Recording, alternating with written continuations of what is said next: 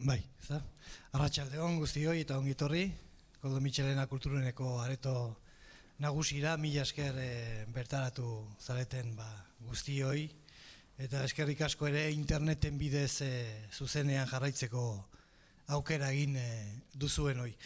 Poetikan gaude, arnas handiko literatura kritikak, ahots poetikoak eta musika oreka bereziz, elkartzen dituen jardunaldietan hain zuzen. Bigarren edizioa da hau, urte hasieran abiatu genuena, eta gaurko emanaldiak urtean zeharreko ibilbidearen jarraipena seinalatzen du.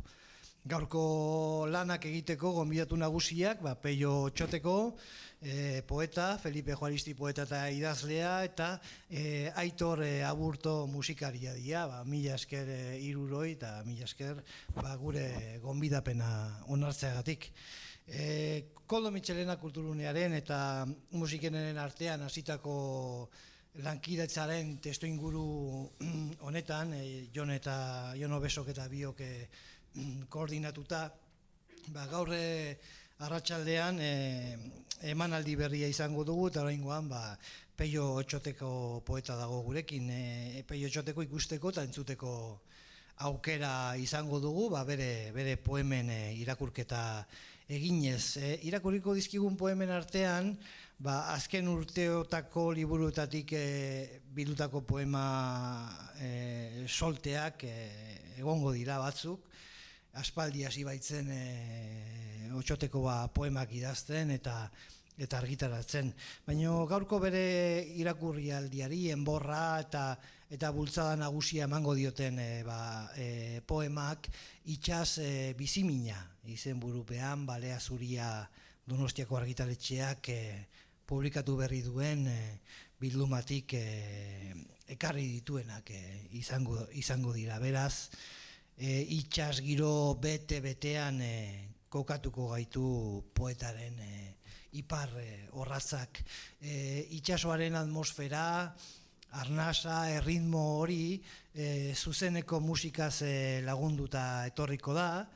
Musiken Euskal Herriko goi mailako musika ikastegiko 3. urteko ikaslea da Aitor Aburto, bizkaitarra, lezamarra bea, klarinete jolea da, eta itsasoa bezain zabala den musika aukera egin du Otxotekoren irakurraldi honek eragingo dizkigun sentimenduak haize leunez porturatzeko. Aitor Aburto joko dituen piezak honako hauek dira.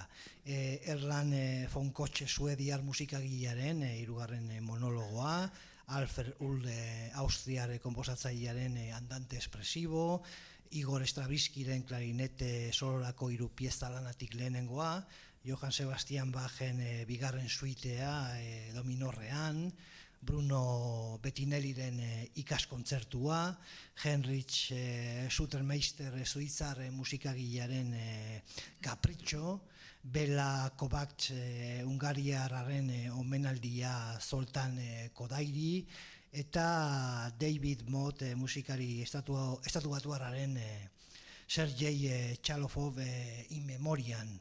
Heldutasun handiko programa irudimentsua bezain virtuosoa da, zalantzarik gabe, txalogarria, eta jogabe ere jungo bazina ere txalo ingo genuke berdin horrelako zerrenda baten aurrean.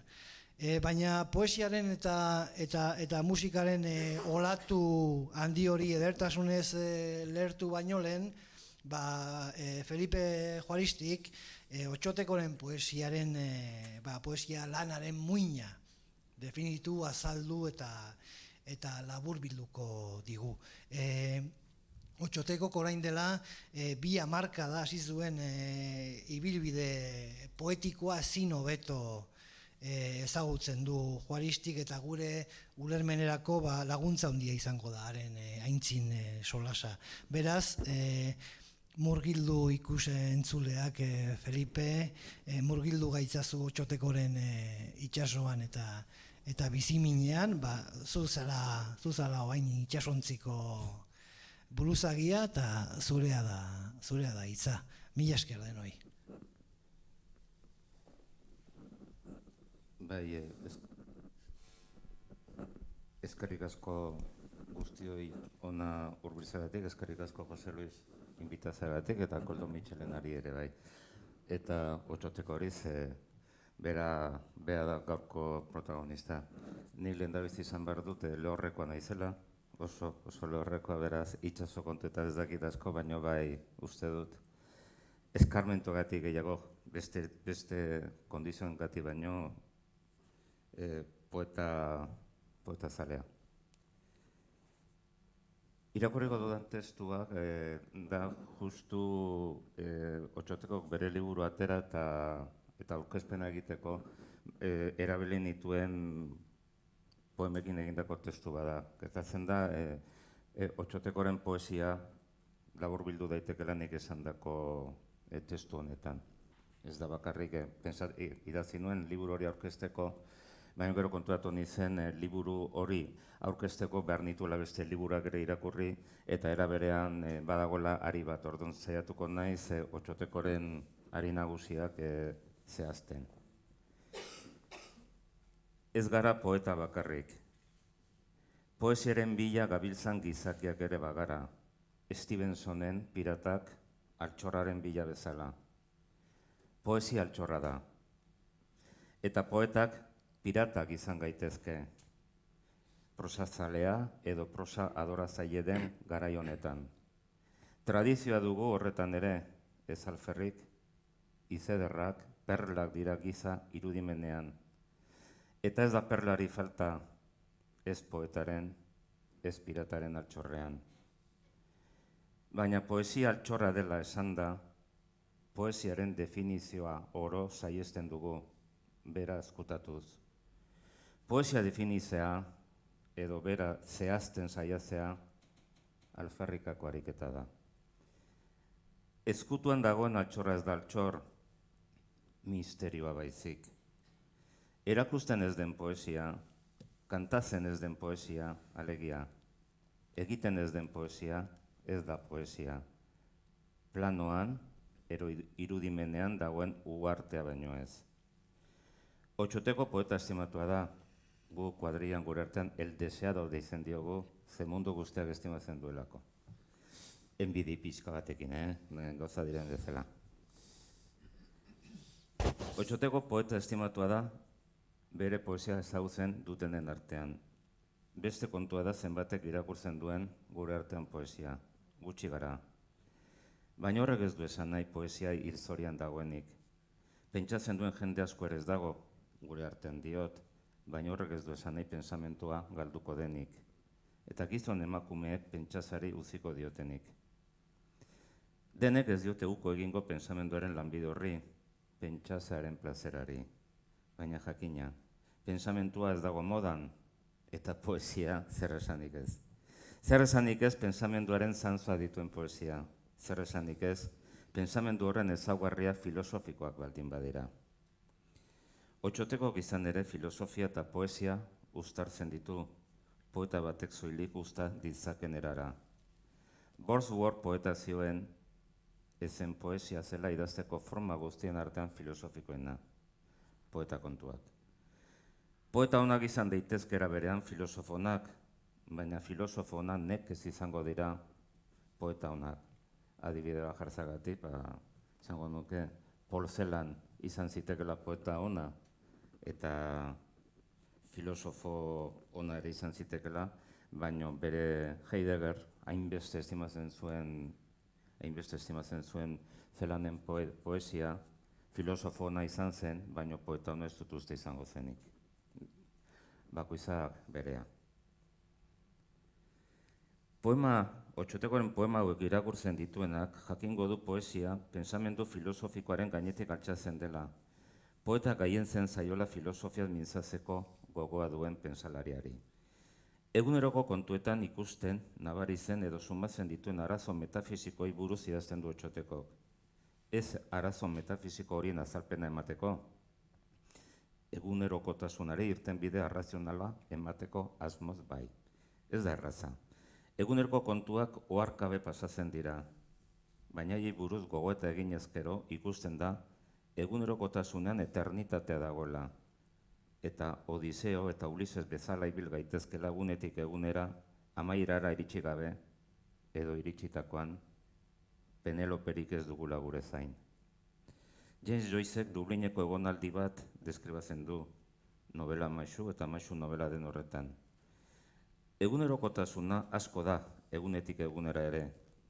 Otxetekoren poesia izan ere, pensamentua, hau da, arrazoimena eta sentipena uztartzeko saioa da, izen bidez egina. Horregatik poesia deitzen diogu. Poesia Otxotekoren arabera, gizakiaren kezkagarri diren gai buruz idazteko modua da, hitzez esatekoa. Izan ere, hitzik ez dagoen tokian ez dago ezer. Isiltasuna esateko modua da, ez esan ez. Otxotekoren modu poetikoak 3 ezaugarri ditu nire irizian. Edertasuna. Otxotekok garrantzia ematen dio edertasunari, poesiari dagokionez, baina nire galdera, zer da edertasuna? Edertasuna dena da, eta horregatik ezer ez da, baina Otxotekoren zat eta beste poeta askoren zat bezala, edertasuna egiaren beste izena da. Eguzkia bezala gure neurri ematen digu, eta oin irakurriko dizuet poema zati bat azkeneko liburukoa. Hala dio Otxotekok. Eta hau guztia izan badena, geure neurrira antolatzen dugu gure ispiluak, gure edertasuna erakuts dezan. Eguzkia bezala izala eta argia bereizten ditu, eta argiak esaten digu zer garen, eta argitara jakin dezakegu nor garen. Beste zati bat. Mundu hau ez da erreala, ez bada gure pensamentuaren hildotik. Edan dezagun bada, goizalbak eta arrastiriak, eder diren horietan eder desagertu baino lehen. Hemen badago zantzu filosofiko garbia, Horazioren gana jo dezakena, edo Epikureoren gana. Betikoa da, baina eskutatzeko joera du jakin behar ikusten. Egia zuaizen adarretan zintzili dago, ostuen zurtoinen erzorotan, baina izaren eraginez. Egia hori ez da gure gana iristen, mozorroturik agertzen da, gizakion begi inozoetara, ederra da baina, bere horretan izan baden enean. Poema zati hau irakorreta goazen naiz hor, beste, ez dakit ni ez txautezen hori Juan Ramonek esango dit, edo Descartes otezen esaten zuena, mozorroturi noa beti aurrera. Esan ez egia esaten ari naiz, baino egia hori eskutatu egiten dut aurrera joateko bestela nintzateko aurrera joan. Esan nahi dute egia momentu batean egia esatea arriskutsua zen, egia esatea pekatua zen, eta egia esateagatik jende asko hil egiten zuten. Urduan ezakit, bueno, Juan Ramonek esango digu gero. Baina edertasunak egia bezala badu bere ifrentzua, bere alde iluna, ilargia bezala.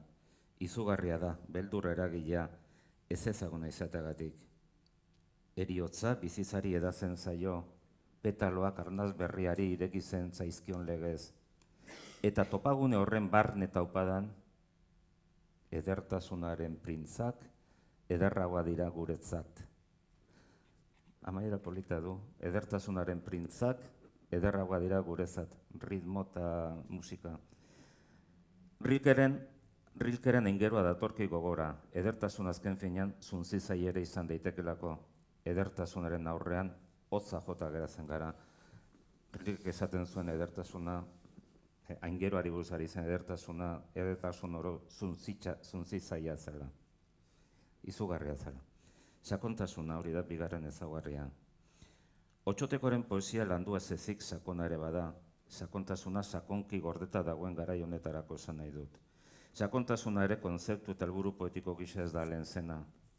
Rafael Sánchez Ferlosiok horixe adierazten du elkarrezketa batean, berak ez dio garrantzirik ematen sakontasunari, dio asmakizuna dela, iza sakratu bihurtzeko asma dutenek estimatzen duten mamua jakina. Ez dagona balorazten eta balioztatzen da, dagonaren aldean esan nahi dut. Idazitago guztia sakona baliz, beste irizia genuke sakontasunari buruz. baina zoritxarrez, harina eta zalekoa baino ez da ikusten, gure hartan ez ezik baita kanpoan ere. Baina sakontasuna hor dago, aztarrik ebiliz gero ikus daiteke. Sendoa den oro, airean desegiten den bezala, sakona den oro azkenik azalera etortzen da, era batera edo bestera. Sakontasuna da nire irizian poesiari beste koska ematen diona. Otxotekok ez du gertatzen dena zuilik esaten, hortik bere ondorioak ateratzen ditu, eta ideia orokor eta betikoen kristalaren arabera gurera ekartzen. Ez da poesia idazten duen filosofoa, ez da filosofia egiten duen poeta. Azaleko gertaeretan sakoneko biziza aurkitu nahi duen itsasgizona da, alegia, altxorbila da bilen pirata. Beste poema zati bat irakurriko dizuet. Bizitzea, bizipenen bidez zeure mapa eraikizea da, haren kareletik ezer hortzeko. Alferrikakoa dira ordea iparrorratzak eta bitakorakaierak, norberaren mapan, oinak tinko tenkazea, horixe da garrantzitsuena. Oinak tinko tenkazea, horixe da garrantzitsuena. Oinak tinko tenkazea, bizizari aurre egitea, gertatzen dena arrazoimenaren ikuspegitik aztertzea, hori Otxotekoren bidea da. Itxasoa ez ezagunagatik denik eta sakonena baita, izugarrina ere bai. Sakonak dira poesiaren gaiak, tartean isiltasuna, izez esan ez daiteken hori. Poeta eta kritiko batzuek diote poesiaren helburua isiltasuna dela, ni ez nago ados. Poesia hitza da, eta hitzak isiltasunaren tamaina eta neurriak hartzen dituenean, ez du hitza izateko eskubiderik izango, beste zerbait izango da. Isiltasuna ordea, eta hau Otxotekoren poesian ikusten da, babesa ere izan daiteke. Heriozaren aurrean, isiltasun hotza, sufrimenduaren aurrean, isiltasun beroa, atsekabaren aurrean, isiltasun lehorra, ezintasunaren aurrean, isiltasun ezea, isiltasuna babesten gaitu, errealitate gordin edo ezaztxegin bat aurrean dugunean. Sakona esaten dudanean, bizizaren eta heriozaren arteko ibilbide nek eta gogor hori esan nahi dut. Denok dugu iriziren bat edo beste, bai bizitzaz eta bai heriozaz ere. Denok uste dugu badakigula zer den bizitza, eta susmatzen dugu herioza ere zer den badakigula. Baina bizitza askotan azaletik joaten zaigu, eta heriozaren berri ez dugu beraren gana deitu arte. Otxotekoren poesiak era ederrean adierazten digu non dauden bataren eta bestaren arteko mugak. Nekez jakin dezakegu bizirik gaudela, begiak ireki eta mundu ezagutu arte. Nekez, suma dizakegu bizitzaren gazigozoak, haien taupada zalean eraba sentitu ezean. Nekez, ezagu dizakegu errealitatearen nondik norakoak, jakintzaren gutxieneko zati bat barneratu gabe. Nekez, uler dizakegu sentimenduen ondorioak, ezin badugu geure sentipenen iturburua harakatu. Nekez ikusi dezakegu benetako argia, gauaren iluntasuna gorpuzean dastatu arte, bitartean. Galdera ugari etor dakiguke, nora ezean goazen einean, ala ere aurrera goaz bidea eginez. Azken finean gutxi dakigu helmugaz, are gutxiago nora joan nahi dugun, eta gutxiago oraindik grina horren zergatiaz. Bizitza, goiz bat izan daiteke leioti begira, grisa, zirimiriaren errezelekin edo guzti zeuritsua, tarteka guzkitzu eta laia, bestetan aizaren aldaerek joa. Baina azken finean, horixe besterik ez, goiz bat leiotik begira.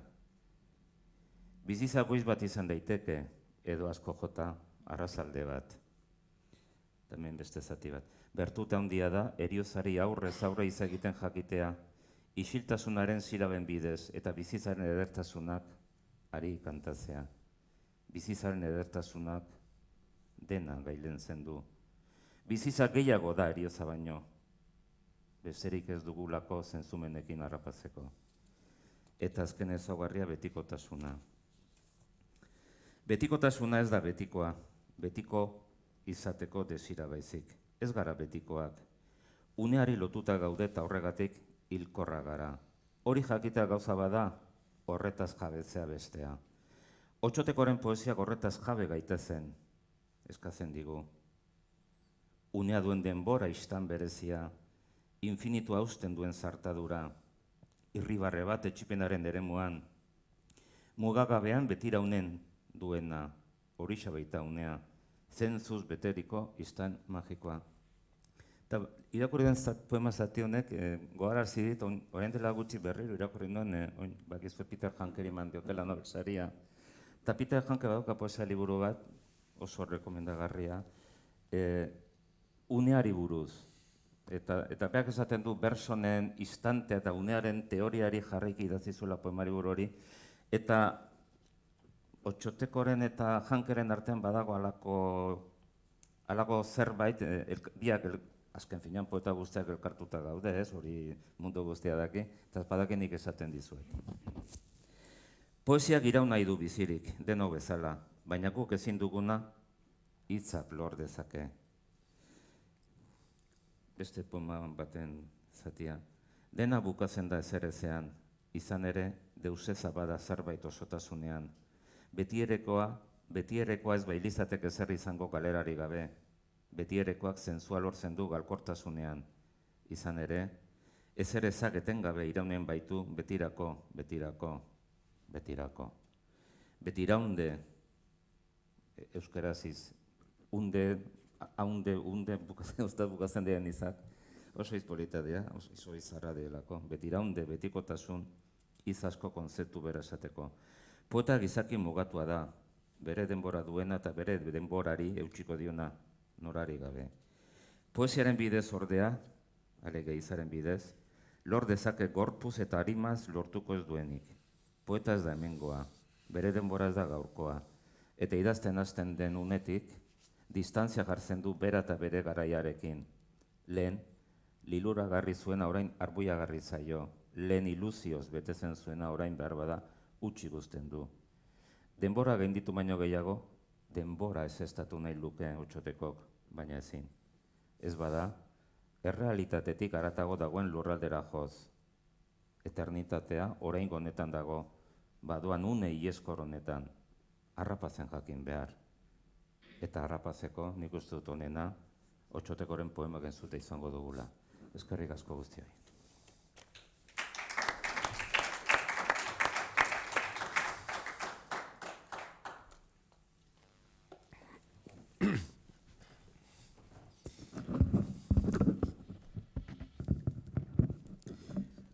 Arratsaldeon guztioi.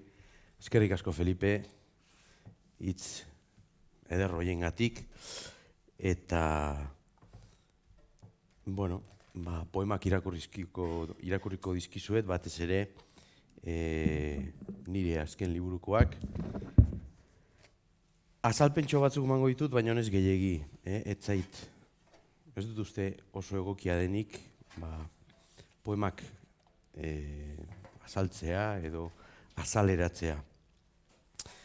Baina irakurriko dizuedan lehen poema honen azalpena edo historiatxoa edo pasadizua anekdota oso polita da. Zeren, liburuarekin eta liburua zer denarekin harreman erlazio handia dauka. Liburua ia gorpuztuta zegoen eta gure bilera horietakoren batean, lagun bat, etorri zitzaigun, lagun Felipe esan, kasualitatez, eta esan ez, nunbait bere ordena gainuan ordena edo garbiketa egin zuen, da oso poema polita topatu dut, ez dakit norena den, agian zuena da, Ismaelen balada. Eta, momentu hortan esan bai, beira, poema hori guztu nirea dela. Eta liburu honen bukaeran Melvilleri omenaldia egiten diot, azken aurrekoa irakurriko dizuedan poema batekin, eta hain justu Ismaelen balada oso ondo zetorkidan liburuari hasiera emateko. Orduan historia polita dauka eta oso ondo dagokio poema liburu honen hasiera emateko. Ismaelen balada. Denak itxasoratzen gara ez ezagun baten ontzian. Zerumugaren deiadarra barneratuta dugu, eta ez bai handirik gabe, isilgordea den barne ahotsari men egiten diogu. Deina zazue Ismael, badazpada, egunen batean urek iresten banaute, nire izenaren berri norbaitek izan dezan. Norberaren ibilbidean, behin eta berriz, ibaiaren urberberetan bi bider bainatu nahi izaten dugu. Jakin gabe, iletxita dagoen gorputz gureak, horretarako denborarik izango ote duen, eta itsaso amaigabe sakonean, bukatuko dugula Lebiatanaren besoetan. Ez dago irtenbiderik. Erioren begiek zuritasun utxala dagite, zure bila datozenean. Irtenbide bakarra baina, erotasunean erortzean datza. Eskatu galdera guztien erantzuna, eta horri bat zuriz emango dizuet. Akab gure kapitainaren begiak bezalakoa, zuri lausotua, lainezaz, blaitua. Nahiago nuke ez egin, baina ez dut beste irtenbiderik. Itsasoan murgildu edota amildu. Zure lorratzaren aparrak dena zuritzen du, eta hurakanaren begian, gure bizitzaren oihalak pusturik daude. Aurrera, aurrera madarikatuok! Ez dakigu akaben eldarnioa den ala jakinduriaren deia, baina ezerezaren zuritasuna geure izate tragikoaren helburu da. Baleak irentsiko nau erioren aldarean, baina eskaini dazu, jauna, idazteko doaina. Utzidazu iraunpen txiki baten giltza, eta istorio latz honi amaia emango diot. Doaineko azken arnasaldian eskua luzatuko dut, behin eta berriz zuritutako itsasoan, eta zarrailari gabeko atean murgilduz, keinu bat egingo dizut. Ainguraren norabidea bide lagun izan baino lehen.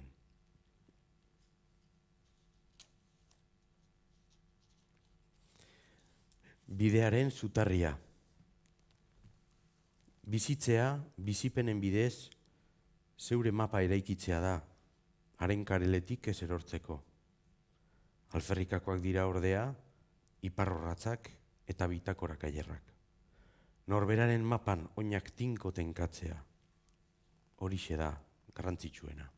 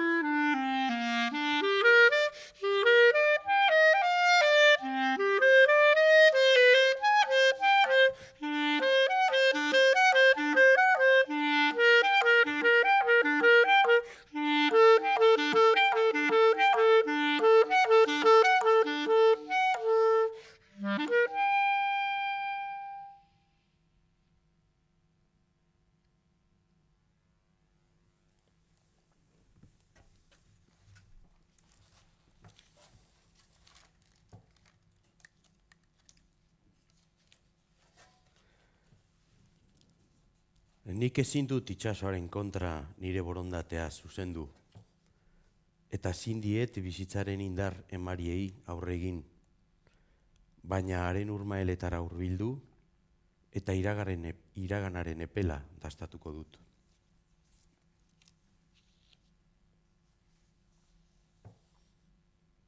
Goiz bat leihotik begira. Nekez jakin dezakegu bizirik gaudela, begiak ireki eta mundua ezagutu arte. Nekez suma ditzakegu bizitzaren gazi gozoak, haien taupada azalean erabat sentitu ezean. Nekez ezagut ditzakegu errealitatearen nondik norakoak, jakintzaren gutxieneko zati bat barneratu gabe. Nekez uler ditzakegu sentimentuen ondorioak, ezin badugu geure sentipenen iturburua harakatu. Nekez ikus dezakegu benetako argia, gauaren iluntasuna gorputzean dastatu arte. Bitartean, galdera ugari etor dakiguke nora ezean goazen heinean. Hala ere, aurrera goaz, bidea eginez. Azken finean, gutxi dakigu helmugaz. Are gutxiago nora joan nahi dugun, eta gutxiago oraindik grina horren zergatiaz. Bizitza goiz bat izan daiteke leihotik begira. Grisa, zirimiriaren errazelekin, edo guzti zeuritsua, tarteka eguzkitsu eta laia, besteetan haizearen aldaerek joa. Baina azken finean horixe besterik ez, goiz bat leihotik begira.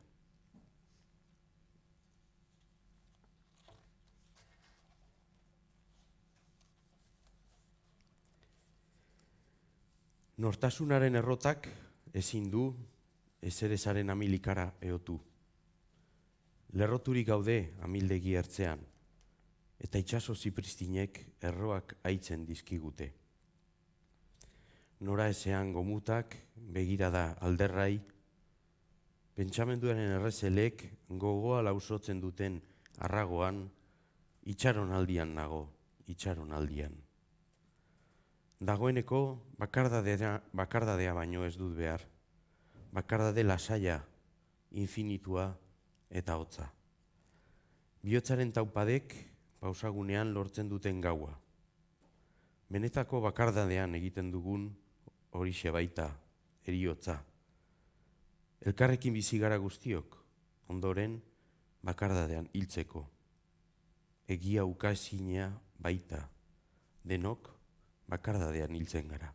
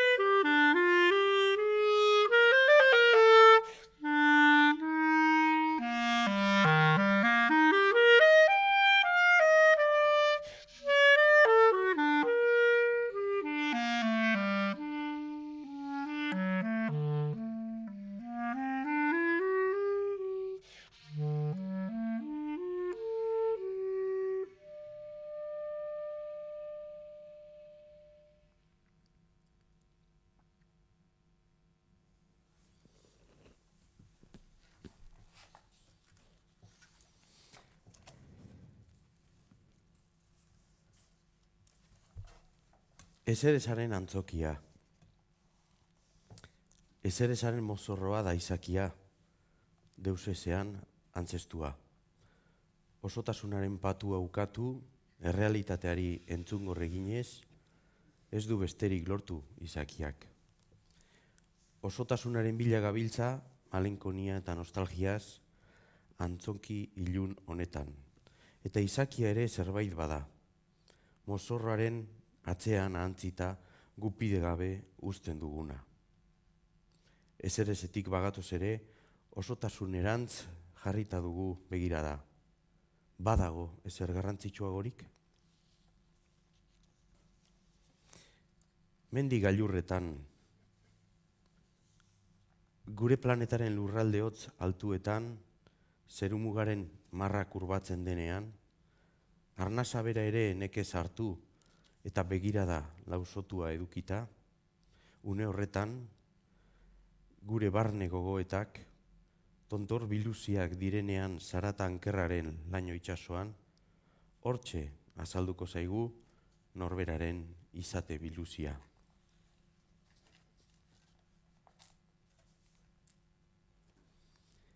Haizearen olatuetan bidaiatzera bideratu dugu geure bizitza. Gogoa iraganeko kantuarekin bat egitera. Eta urrunean oihartzun isla sortzera.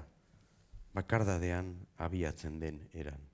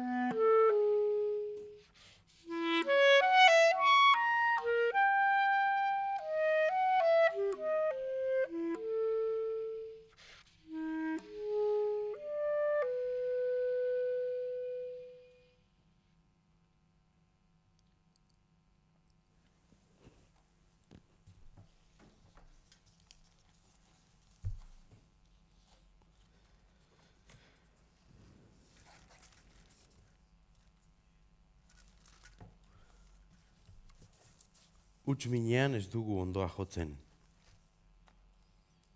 Etengabeko euria, euri beltza, gure kontzientzien gainean alaitasunaren etxipen. Egun zabarrak datoz, eta are zabarragoak gabeziaren uneak. Huts minean ez dugu ondoa jotzen, oroimenea hautsi egiten da. Malenkonia luxu da bihurtzen, eta maitasunak ez du arnasarik. Orduan, argi lausoa ikusten dugu, eta gogoa ilundurak estalia. Heldulekuak urriak dira munduan. Baina gaur ere, egun senti berri baten oparia izan dugu, eta ez da gutxi.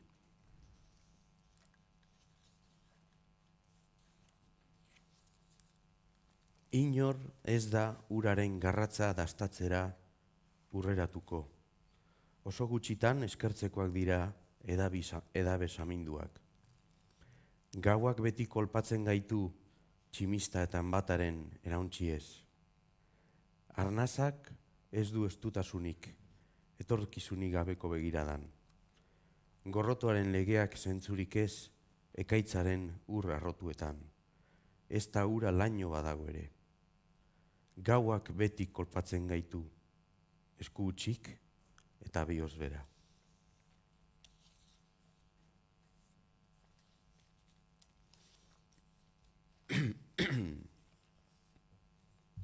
Miña patria lingua portuguesa, Fernando Pessoa. Euskara da gure territorio libre bakarra, Joseba Sarrionaindia. Aberriaren espiritua zurruna da, harria bezalakoa. Baina harria hilik dago, banderaz jantzita badago ere. Hizkuntzaren aberria aldiz, bizirik dago, banderaz bermatuta ez baldin badago ere.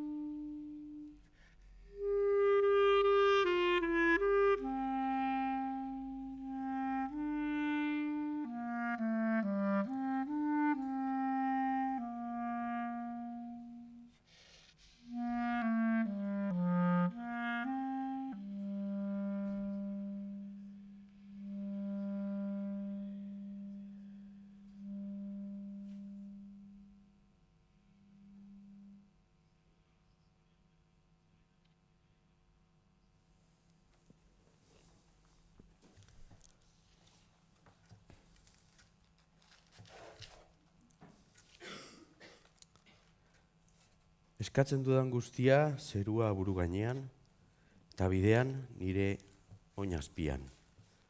Robert Louis Stevenson. Ez dut besterik behar, bidea aurrera egiteko.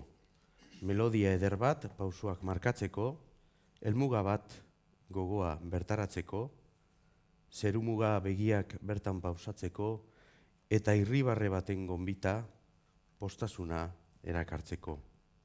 Eta zoriona, agian zoriona, izarren izerdia zerutik erauzi zenean galdu zen aspaldi.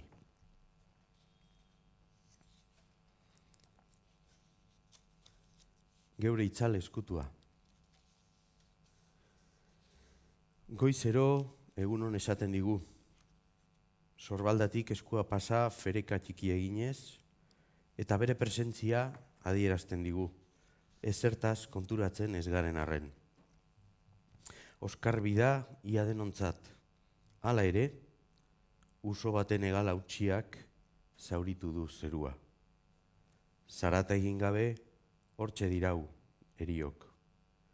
Berdin Isfahanen, zein Helsinkin, berdin Okinauan, zein Beverly Hillsen. Norbait hartuko du gaur berarekin, norbait aldenduko zaigu hemen ondotik. Ez dago atzera bueltarik. Ate bat irekitzen den legez, beste bat itxiko da. Eriok, zuriz jantzita, bere zakurrak askatuko ditu. 100 senti berbera denontzat, eta gaur kulakan hilda.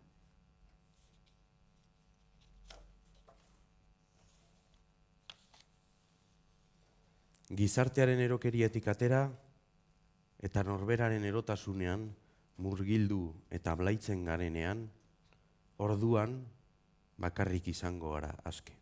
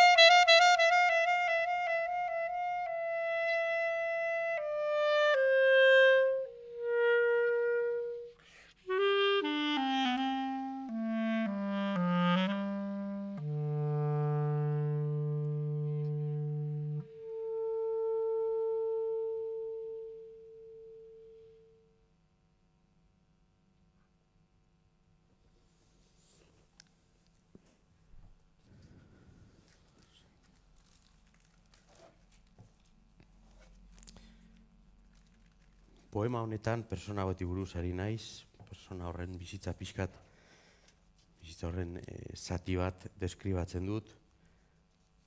Persona hau ezagutu nun, kasualitatez, eta izugarrizko, unkitu ninduen. Bai, nire amonaren lagun bat, Madriletik etorri behar zen, bere alabaren errautsak, bere emaztearen ondoan hobiratzera edo lurperatzera. Eta 80 pikoko urteko aiton honek 15 urteko bilobarekin geratzen zen, eta niri abisatu ziaten eramonak esan zian etorri mesedez, noean eramak. Ez daki jende asko gongo den, eta pixkat aiton hau laguntzera, ez? Eta benetan, unkitu ninduen pasarte hori. Jainkoaren gorrotozko kolpeak. Hay golpes en la vida tan fuertes, yo no sé. Golpes como el odio de Dios, como si ante ellos la resaca de todo lo sufrido se empozara en el alma. Yo no sé. César Vallejo, Los Heraldos Negros. Gutxi batzuk badira, baina aurki ditzakegu. Aurrenekoa emaztea, Goizalban joan zitzaion. Ondoren alaba, erraietako ustuketa, deserri aurrena, erroen ebaketa. Gerora deusesa, ezerezaren eremua ezagutu nahiez, eta bertan bizitzera behartua.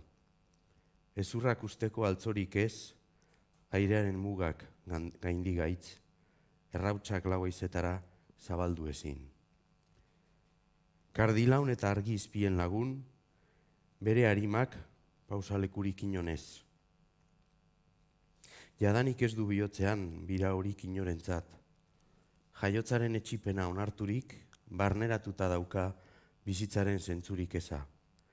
Bere begiei bizi atxekabea darie, kliska bakoitzean. Benetan diot, haren begiradan, itxaropenaren oldarra lurperatzen da. Heriotzak bere deiadarrei ere, ankerkeriaz musin egiten die. Zerua baizik ez du sostengu, zeru ilun, zikin eta lainotsua. Soilik euria du lasaigarri. Arimaren penak, irristatu eta ondoratzen dizkio. Bizirik egoteko xarma berpizten dio tarteka. Kanpai bakartiaren eskilmi gizara. Eta baliteke, ni neu ere, euri jasa ari duen egun batean hiltzea.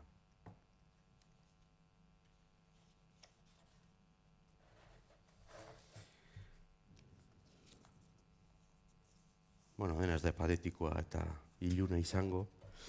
Duela urte batzuk, 2013an, bai, Eskoziara joan ginen, bidaia egin genuen, udaran. Asko gustatu zitzaigun, tarrepeketa genuen, baina lehenengo aldiz joan ginenean, netzat zoragarria izan zen. Eta bisitatu genuen, segurazki ezagutuko zute, gaztelu famatu bat, garai batean, whisky marka bat maten irudia erakusten zuena, eta gero ere Los Inmortales pelikula originala Highlander zen, Christopher Lambert eta Sean Connery hortan azaltzen zen hasieran, oso gaztelu polita, berez berritua, baina. Eta han egon nintzen eta oso sentipen bereziak izan nituen, eta poema batetan gauzatu ziren. Eile Andonan da gazteluaren izena, eta poemare Eile Andonan izena dauka. Badago leku bat munduan, non harriek arnasten duten. Badaune bat zeruan, non odeien txoparan, euritantek zeruaren malkoak erausten baitituzten. Badagune bat itsasoan, non olatuak baretzen diren, eta kostalderantz sartzen diren atxeden hartzera, emeki eta leun, baretasuna gotorleku bihurtzera. Orduan, zure urak, edertasun ispilu bihurtzen dira, ezetasunez zure soina janzteko, eta zure herrietan goroldioa lastantzeko. Eta gizakiak bere begirada lasaitzen du inguruotan, edertasunaren zaporea dastatuz. Badakit Oteizak harriekin hitz egiten zuela, eta lainoa gauza guztien zerizana saiatzen dela eskutatzen, bere baitan dituen bazter miresgarriak atxikitzeko. Nik garbi badakit gauza horiek ezin direla gertatu. Eile Andonan gazteluaren arraildu erretan, ordea, lainoaren mantupean harriak arnasten entzun ditut, eta izatea geldirik bere horretan ere, izan badela ziurtatu.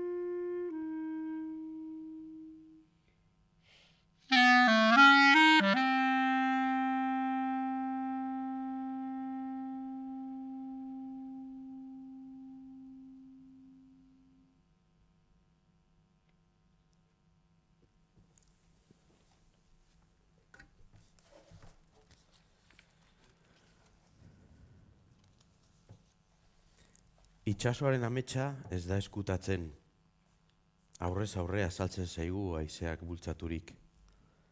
Bere hitzak oso zuzenak dira, eta egia dio beti. Gaur, olatuak, aparra eta haizea, besterik ez. Kresalaren pean utxaldu egiten den eguzkia. Itsasoaren esperantza gazia da, eta hotza.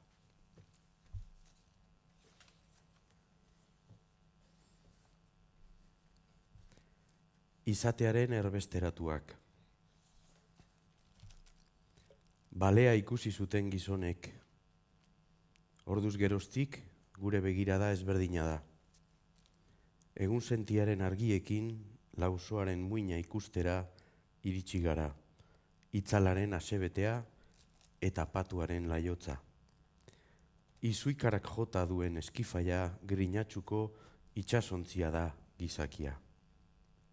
Lastura itxuko izatearen begiradak, egon harririk eza islatzen du. Eta gorputzak, labarraren arkaitzen kontra joka, zentzuak oldartzen ditu pentsamenduari meneginez, kontzientziaren laugarren langarrean apalki desagertzean. Balea ikusi zuten gizonek. Urruneko olatuen arroaldietan tarteka azaleratzen zen, putzaldi eta jauzi izugarriaz bere izatea adieraziz. Erakargarria da bere izaera, limurtzailea bere begirada. Neu nahi zene gauaren erbestean, labarraskatzailearen kontra joko duen bakarra. Neu nahi zene iparrorratza nora ezean jarriko duena, eta neu naiz, ene pasioen sugarrak bultzaturik, batelean sartzearen erantzule betierekoa.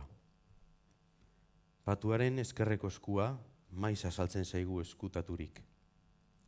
Bere benetako intentzioak maltzurrak ankerrak dira oso. Balea da gure patua, eta heriotza gizakion ezina. Ozeanotako anforek gordetzen dute existentziaren epaia, kontzientziaren zigorra. Hala ere, temati diardugu arraunen kresala irensten. Arraunean kresala irensten. Eutxilemari, German, eutxilemari. Itxasoaren uinak eta dardaraldiak gure izatearen isla dira. Haizeari bizkarra ematen diot, nire borondate odolduari arnasa eman diezaion. Ez daukat pausagunerik, Lanbroa nagusi. Ez dago argi gehiagirik, eta hala ere, aurrera. Balea geure ganatzen ikasiko dugu, eta bere salto eta horroak eskainiz, arima guztiak irentsiko ditu eskifaia ikaratu eta zartatuetan. Hala ere, ari aurre egitea besterik etzaigu geratzen. Eutxilemari, German! Eta desagertuz goazenean, gogoratuko dugu balea ikusi genuela eta olatuen uinekin bogan, existentziaren zerizana asebetez aurpegian sumatu genuen. Kresalaren tantek izerdiaren eginal kartsuan tartekatzean. Eta irribarre batez, balea barneratuko dugu, eta haren izuaren ikara geure izatean gaindituko. Bukatzeko amaitzeko, poema argitaragabe bat ekarri dizuet. Eta irakurriko dut.